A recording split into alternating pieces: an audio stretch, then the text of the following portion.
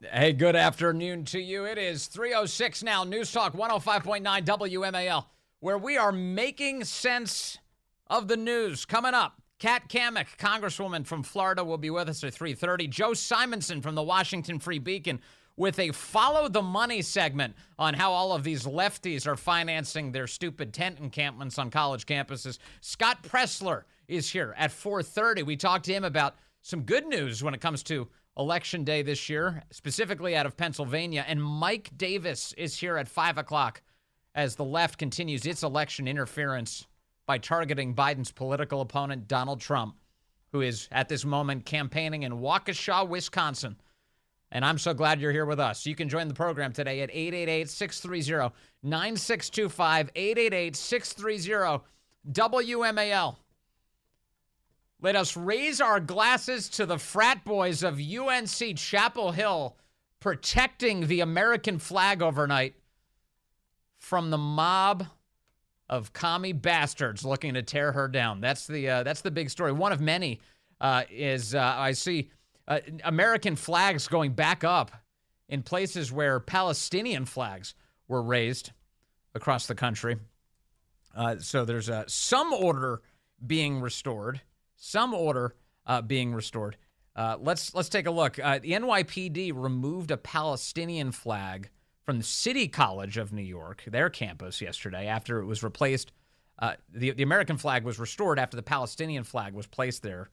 NYPD Deputy Commissioner Kaz Daughtry applauding the move on X at around 12:30 in the morning today, not long after officers gained control of the campus. Quote, an incredible scene and proud moment as we have assisted City College of New York in restoring order on campus, culminating in raising Old Glory once again on their campus flagpole, they wrote. It's unclear when the Palestinian flag was even raised on the campus, but within our lifetime, Palestine, that's the name of the group, a pro-Palestinian account, anti-Israel account on X, posted a video of it flying in place of the American flag at 8:59 last evening.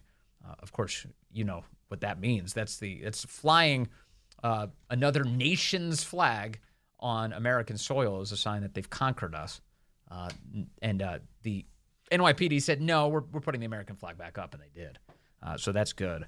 It's unfortunate that it even got to the point where other causes and other nations are being represented on an American flagpole. At UNC Chapel Hill, well, the cops and the frat boys ended up getting the flag situation fixed there in North Carolina. The University of North Carolina's interim chancellor, Lee Roberts, personally restored the American flag to a flagpole in the center of the Chapel Hill campus Tuesday after the protesters there had replaced it with, a Palestinian flag.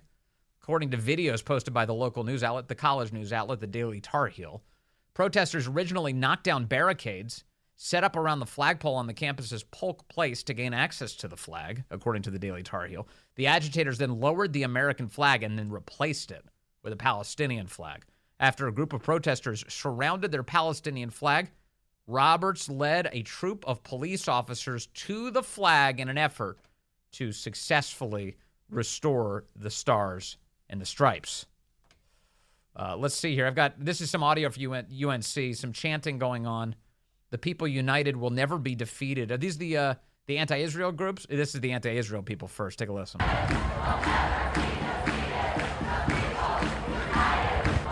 The irony, of course, they're showing division.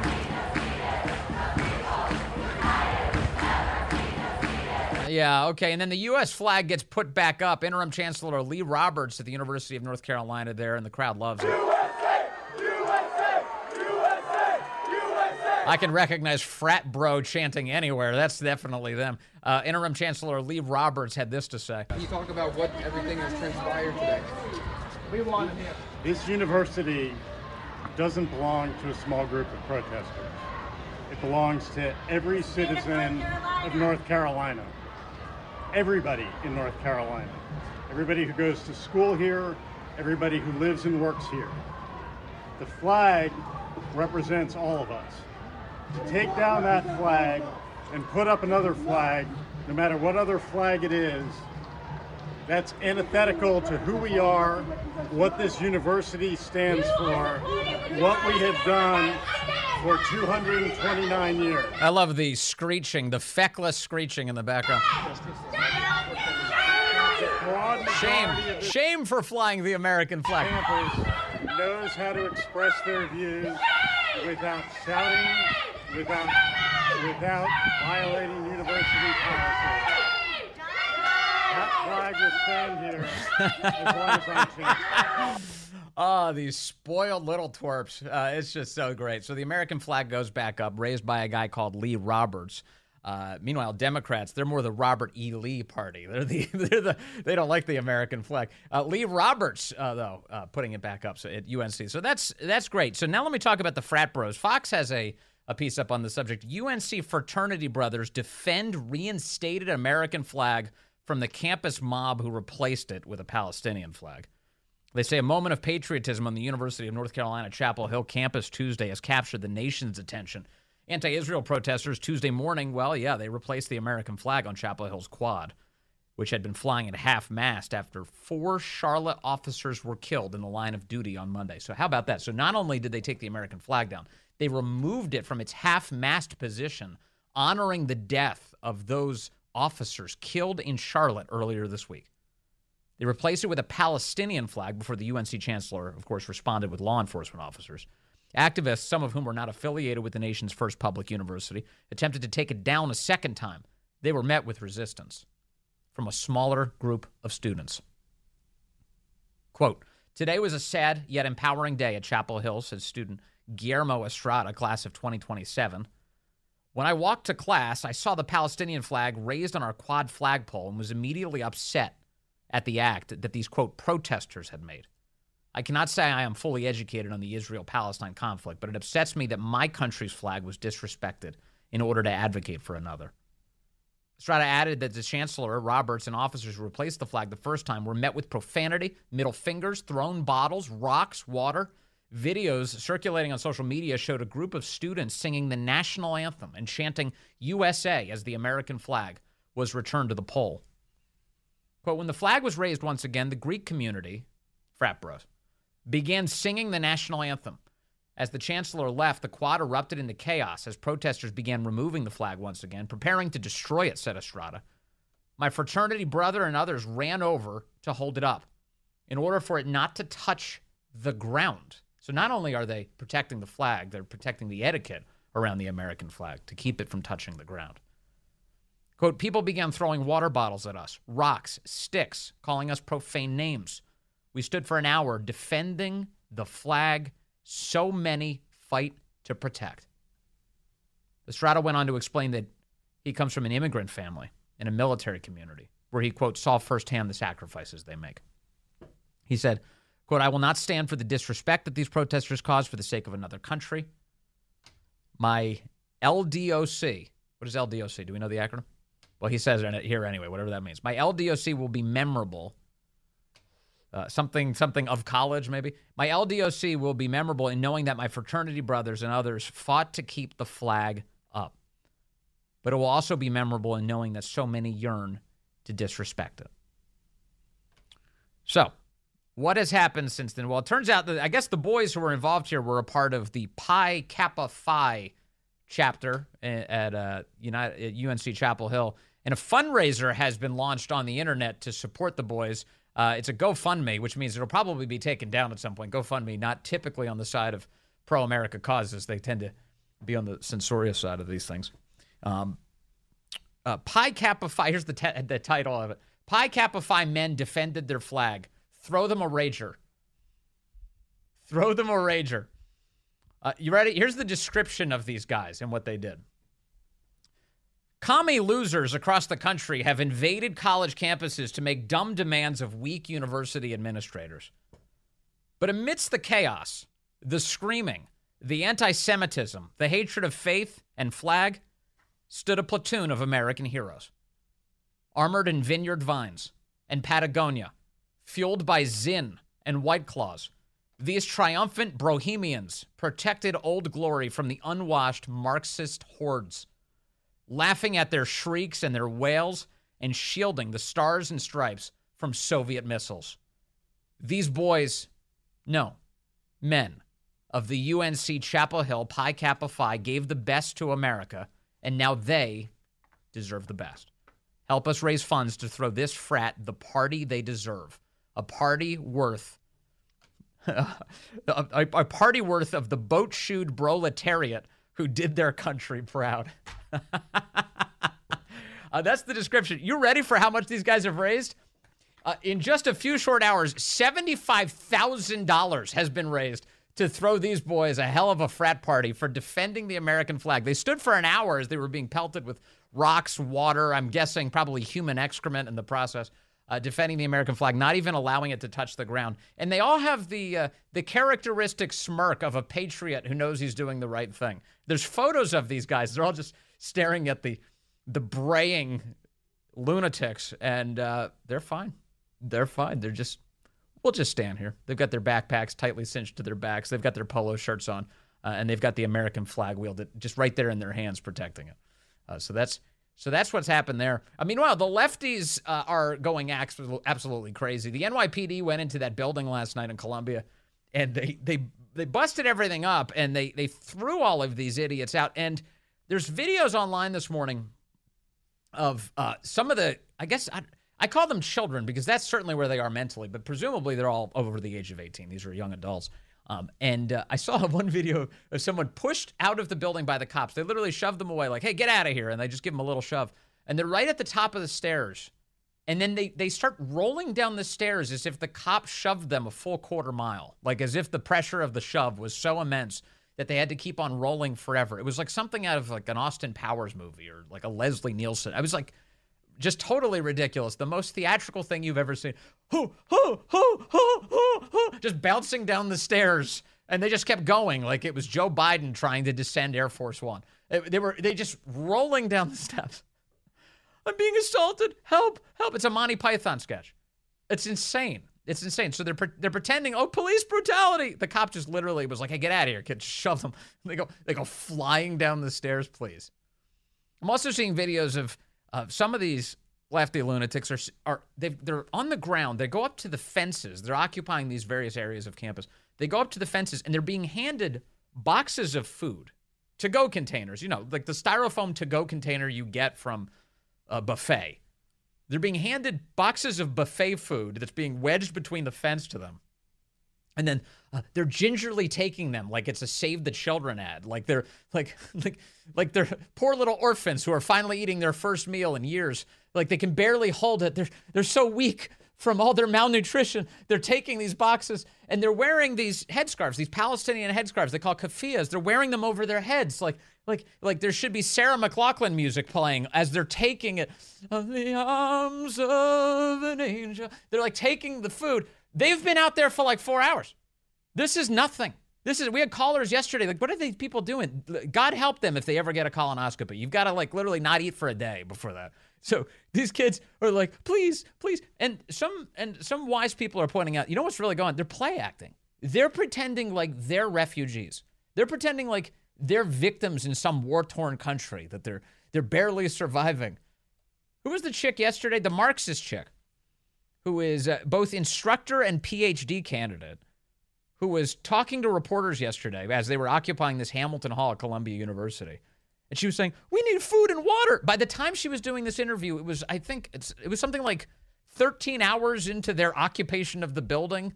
And they're all doughy. It's not like they've got plenty of excess calories floating around. They'll be fine. They've got a couple days left. You can, there's water running to that building. Just drink, sweetheart. You'll be fine. You want to keep playing this game? Fine. We need food and everything. Everything's within walking distance. Here, listen to her. Why should the university be obligated to provide food to people who've taken over a building? First of all, we're saying that they're obligated to provide food to students who pay for a meal plan here. But you mentioned that there was a request that food and water be brought in, unless I misunderstood. To allow it to be brought in. I guess it's ultimately a question of what kind of community and obligation Columbia feels it has to its students. Do you want students to die of dehydration and starvation? So honestly, one of my favorite pieces of audio of all time. It's just the funniest thing. And so I did her a service. It's not going to be much good now because they were all pulled out. So they're back to their regular haunts at this point. But I did look up for her benefit how close all of the nearest food items were. I just used the handy technology we call Google Maps, and I was like, okay, well, how close is all of this? Well, let's see. If from Hamilton Hall, it is exactly 141 feet to the Arts and Crafts Beer Parlor. 141 feet. 200 feet, just an additional 59 feet away, is the Hamilton Deli. You can get a full-blown sandwich there. The John Jay Dining Hall, presumably where she would use her meal card, is a single tenth of a mile from where she is. We're going to starve to death. They have Peruvian food about 2/10 of a mile away. Shake Shack, also 2/10 of a mile away. Shake Shack burgers are fantastic. You can get a shake there as well. Excellent stuff. Pret a Manger. You've seen one of those. We have a lot of those in D.C. Just 2/10 of a mile away. There's halal food if you're interested in that. 2/10 of a mile. Sweet Green. Get a salad. That's 2/10 of a mile. And the Ferris Booth Commons Buffet is also 2/10 of a mile away. No shortage of food within, rock throwing distance. They like throwing rocks and stuff. So that's a good way for them to understand it. It's very close. It's very close. You don't have to smash that many windows to get to your next meal. It's so nearby. She's a Marxist, to be clear, a self-declared one. There's a lot of those running around. In fact, coming up at 4 o'clock, we're going to talk to Joe Simonson about all of the Marxist money that's flowing into this. And there's a Chinese Communist Party connection to all of the chaos here that you need to know about. In fact, our buddy Chris from Marshall, he called in yesterday and raised some of this. We're going to expand on that. That's ahead on the Vince Coglianese Show. All right, two things. LDOC apparently means last day of classes. That's what I just found out. And Congressman Mike Collins of Georgia, who we just talked to earlier this week, he's apparently donated $125 to the boys who protected the American flag at UNC Chapel Hill. Pretty great. Pretty great. We got a lot more updates coming up on that subject, including where's all the money coming from this? How is this happening? Whose interest is it serving? We'll explore that with Joe Simonson at the top of the hour, and we're joined next by Florida Congresswoman Kat Cammack. Stay with us. A lot more ahead on the Vince Coglianese Show.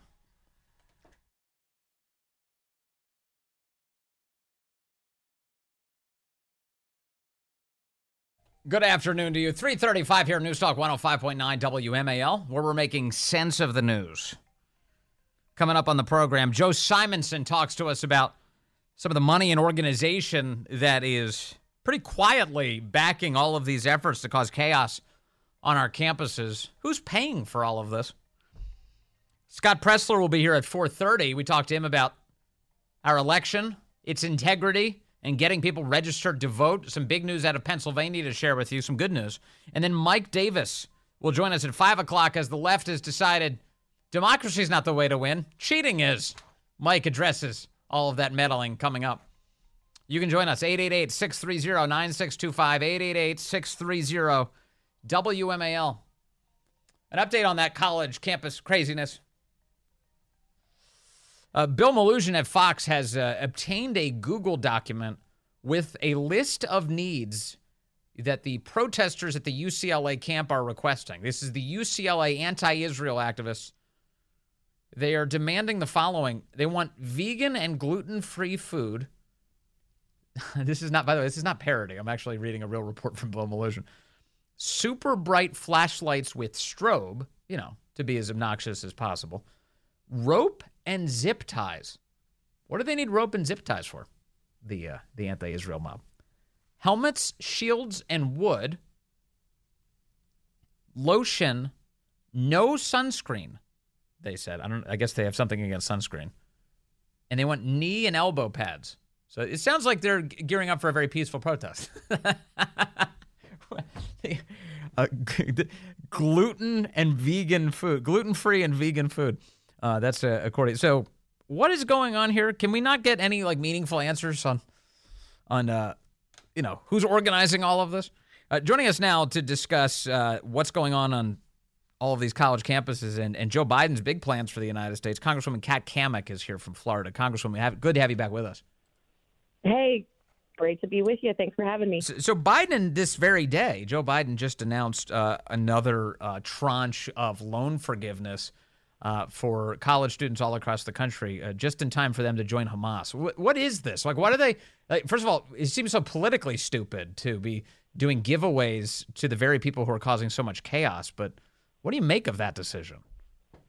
I think, one, absolutely ridiculous that you have hardworking American families who have saved, who have sacrificed and done everything right in order to put their children through school. Or if you're one of those students like myself, I put myself through school and made a lot of sacrifices, worked multiple jobs to do it. Yeah. And now I'm on the receiving end of having to pay for a bunch of underwater basket weaving degrees and gender studies degrees, of which, my local barista or, hometown Hamas protester is now, that living their best life. Sure. So it's really frustrating. It is incredibly frustrating, but I think it screams desperation on the part of the Biden administration. This latest tranche of student so-called forgiveness. We know that there's no such thing as forgiveness. It's a debt transfer. Yeah. And so he sees that he is losing support amongst his base. He sees that this is really the only thing he can hang his hat on. But at the end of the day, they're abandoning him in droves. And there's no amount of loan forgiveness, and I'm using air quotes here, that is going to save him from this downward spiral. So as a member of Congress, are you allowed to bribe voters with taxpayer money, or is that only a Biden thing? Oh, bless their hearts, as we say in the South. It is absolutely unreal to me that this has been allowed. I mean, you will probably remember Nancy Pelosi, who, when the Democrats controlled the House, they said point blank, and this was Nancy Pelosi saying it, that the president doesn't have the authority to do it. Well, what changed? What happened? And why is not Nancy speaking out about this? And what's really frustrating, particularly for me as a member of the House who does not engage in earmarks, I have never submitted an earmark in my life. I've got Republican colleagues that do that, and it's their way of kind of, bringing home the bacon to their district. And I don't care if they say, well, I can spend money better than this president can. Yeah. Their tune certainly changes when the administration does. So either you earmark every line of the federal budget or none at all. Well, you wouldn't have to bring home bacon if you didn't steal it from me to begin with. So maybe just keep the bacon at my house. Hey, Kat Cammack, Congresswoman Cammack, let me talk a little bit more with you about something else Biden is doing. We get a really big, I think, breaking news alert overnight that Joe Biden is now apparently considering importing some percentage of Gaza into the United States of America. They're in the process of working up a plan to bring what they refer to as Gaza refugees to the United States. Now, correct me if I'm wrong, but all of the Arab states around Gaza, and specifically Egypt, they're refusing to take people from Gaza. So why are they refusing, and why is this a good deal for America? Oh, it's not a good deal. It's just not a good deal. We know that we're already dealing with 10.8 illegals in the country that are unvetted, not to mention the 2 million plus on top of that gotaways that are certainly on every bad list you can imagine, whether it's for drug trafficking, sex trafficking, weapons trafficking, you name it. There is a real threat that will occur here, an attack that will occur here in the United States. And even Director Wray of the FBI has said it's not a matter of if, it's when. Why in the heck, when the neighbors of these people won't take them in, as you so pointedly pointed out, why in the heck would we take them in? I just don't understand the objective here from the Biden administration, and it really makes you wonder who's running the show over there. How would they because be? It seems like you've got some straight out of college, 20 some odds that are just virtue signaling. So another piece is, how would somebody from Gaza qualify for refugee status in the United States? Because as I understand it, the people who live in Gaza, they're the ones who chose Hamas to lead their government. And they're supportive of Hamas. It's not that they're living under a, quote, repressive regime, so therefore they need to flee and they're refugees. My understanding is that the people of Gaza are broadly supportive of the Hamas regime. So how would they be refugees? Well, and that's the million-dollar question. I think in large part this is another way that the Biden administration scratches that itch of the base that they see on these college campuses, many of which these aren't college students, these are paid activists, by George Soros. And I would put money that there is foreign money as part of this whole effort to disrupt college campuses, this pro-Hamas sympathizer movement that we're seeing. Yeah. I would venture that because it has gotten so out of control, and it's, of course, happening most aggressively in the blue cities and states, of which, again, Biden is most concerned about his base. And so in Florida, for example, we're not tolerating this crap. You saw President Ben Sasse from the University of Florida, go Gators. They come out and they say, listen, we arrested 9 protesters. These people clearly knew the consequences. We told them that there would be, and now I can guarantee you they are not pre-law majors, but they've now gotten a taste of the law.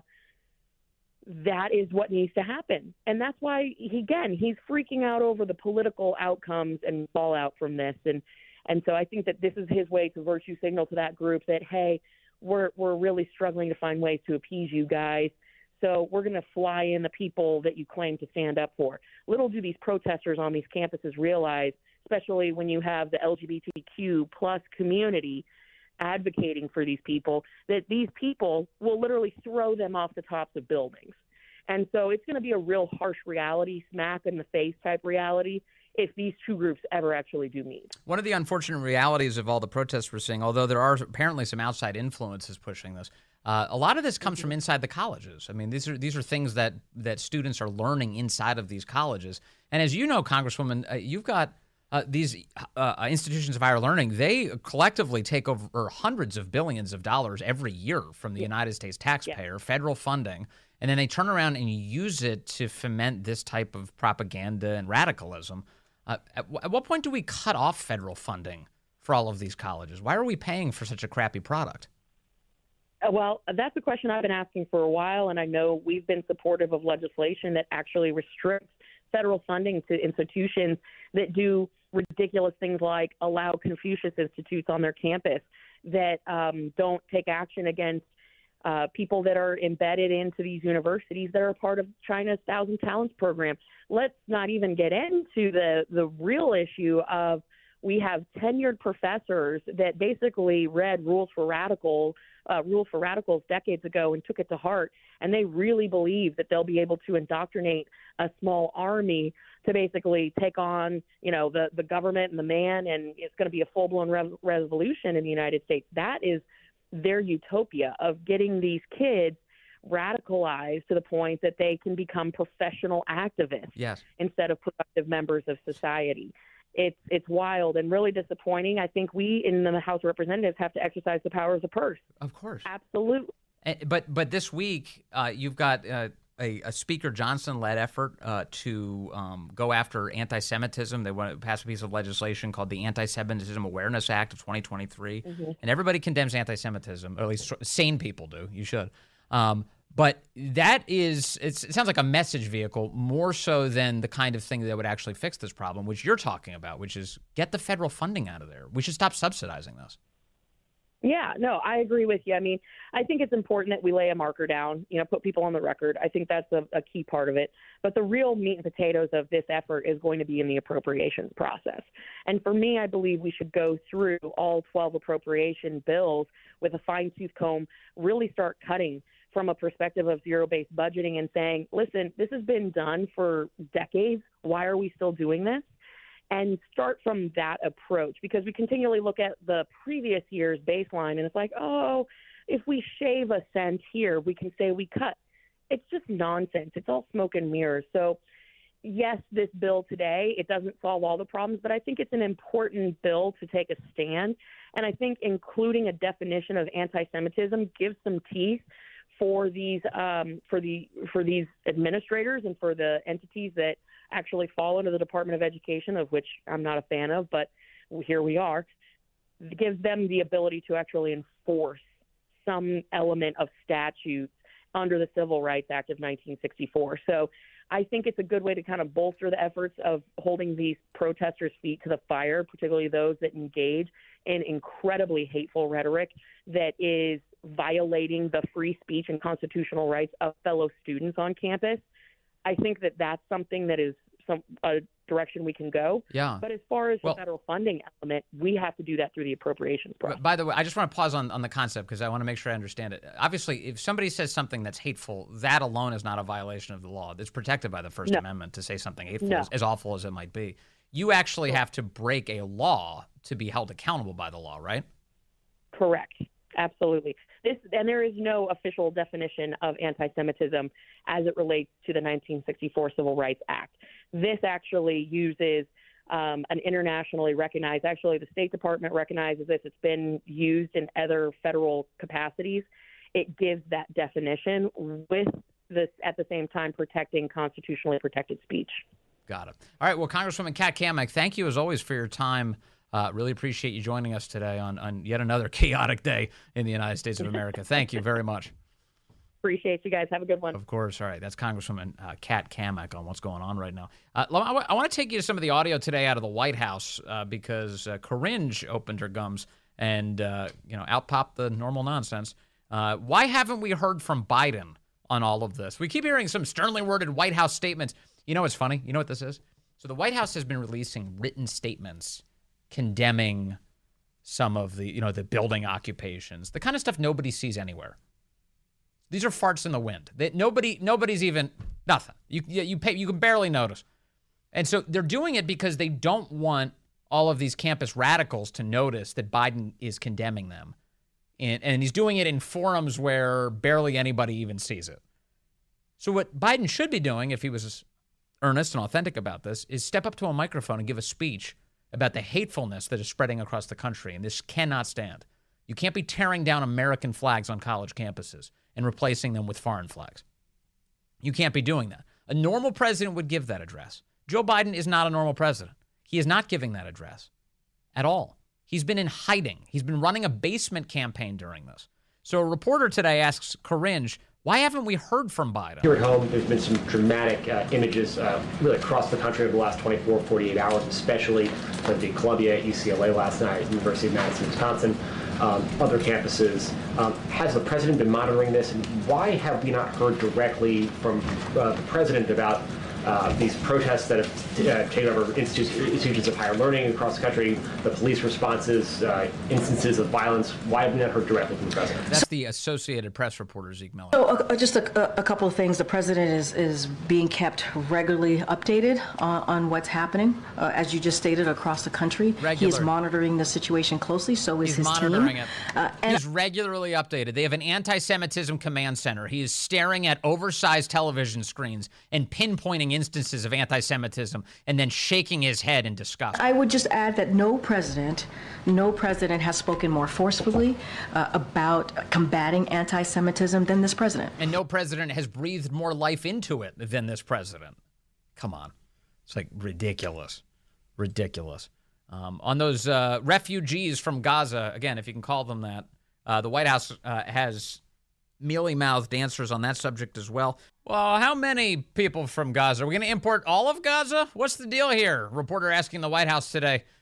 They don't actually tell Corinne anything, so she just makes it up. As the administration considers bringing Palestinians here to the U.S. as refugees, do you know how many people that the U.S. hopes to... Again, refugees from what?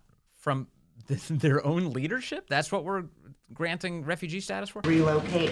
And secondly, given the challenges getting in and out of Gaza, will the U.S. assist in physically bringing Palestinians here? A reporter pushing for American troops to be deployed to Gaza. So let me just first start saying that we just don't have anything to announce at this time, but I do want to lay out a little bit and take a step back of what we've been able to do since the beginning of the conflict, right? Remember, keep in mind, they don't tell her anything. She just makes it all up. We have helped more than 1,800 American citizens and their families leave Gaza, many of whom have come to the United States. So many of that 18,000 is here.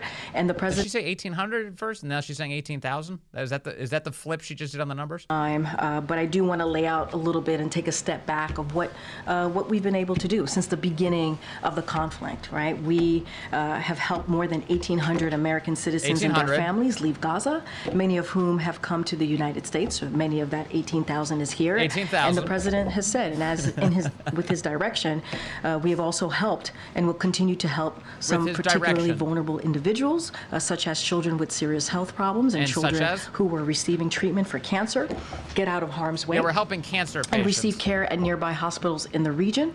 And let's not forget the president, this administration continues to be the largest contributor of humanitarian assistance. Blah, blah, blah. I love that. She has no idea what she's talking about. 1,800, 18,000, tomato. It's all the same. I'm just making it up. The president's been very clear. He's in the command center right now.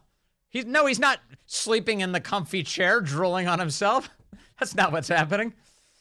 Coming up, Joe Simonson from the Washington Free Beacon. He's following the money on all of this campus craziness, and it's got a Chinese Communist Party connection. Hold tight.